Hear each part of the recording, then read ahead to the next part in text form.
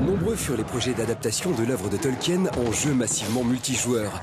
Le premier à aboutir sort des studios de Turbine, les créateurs de la référence Asheron's Call, de sa suite plutôt ratée et plus récemment du décevant Donjons et Dragons Online. Autant dire qu'on les attendait au tournant. Il y a des choses précieuses dans ce monde et il s'agirait de ne pas gâcher la licence et se mettre à dos des millions de fans. Vous jouez le rôle d'un défenseur du peuple libre, un humain, un hobbit, un nain ou un elfe, et avez le choix entre 7 classes de personnages. Le jeu se déroule au début de l'aventure de la communauté de l'Anneau, durant leur périple jusqu'au Mont Venteux. S'il est bien sûr impossible d'incarner un des héros ou de participer directement à leurs aventures, vous pouvez suivre de loin leur progression, voire les aider indirectement et même les rencontrer. Vous êtes donc limité géographiquement à l'Eriador, mais les futures extensions du jeu devraient ouvrir les autres zones au fur et à mesure de l'avancée de l'histoire.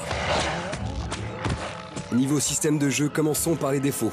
Dès les premières minutes, on ne peut s'empêcher de reconnaître l'énorme influence de World of Warcraft.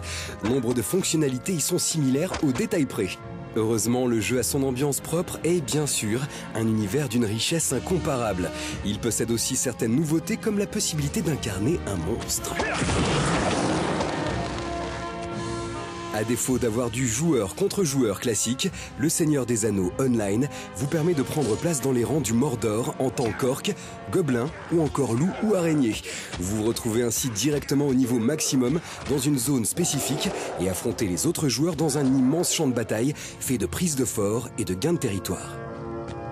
En choisissant ouvertement de marcher sur les plates-bandes de World of Warcraft, le Seigneur des Anneaux Online se pose en sérieux concurrent.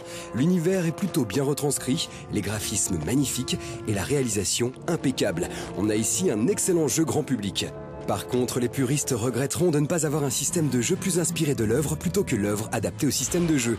On pense notamment à la possibilité d'incarner un magicien, ce qui devrait en faire hurler plus d'un. Reste que fouler le sol de la Terre du Milieu, c'est quand même le pied, velu ou pas. Aujourd'hui, les profondeurs de Carndom, il exhorte à nouveau sa horde à marcher sur la Terre du Milieu pour la ravager.